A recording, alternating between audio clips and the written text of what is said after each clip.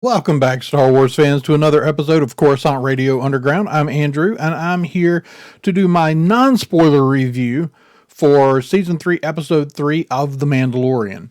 Overall, another good episode. I'd say that it's probably not quite as fun for me as last week's. Last week's episode was just one of the most fun episodes of Star Wars in a while.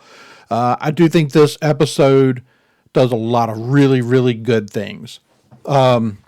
This episode, so it's basically Mando's story is going to make up the bookends for this. Some people are going to be disappointed by this, and I get it. I totally get it.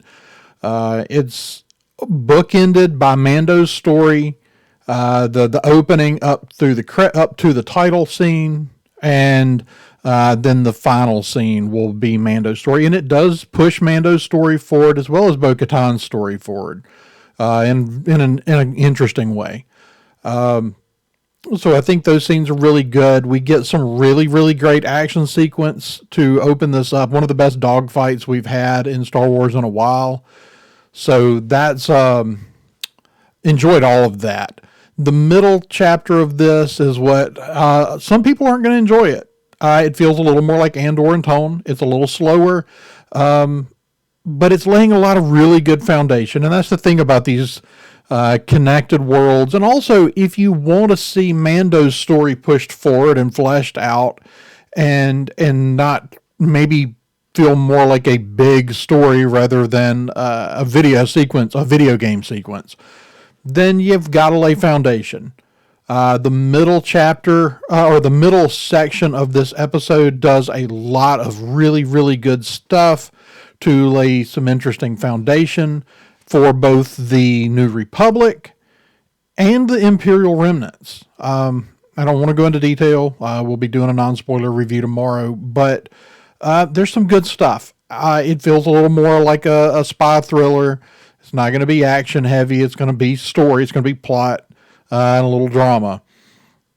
But overall, it's another great episode. I think it indicates a lot of really, really good things going forward for this show and possibly sets the foundation for some other Star Wars shows that are coming up. So overall, again, great episode. I don't really know yet what I would score it. Probably, I scored last week's really high, probably slightly below that, just because last week's episode was just so phenomenal and so much fun. But again, a really, really good episode of Star Wars.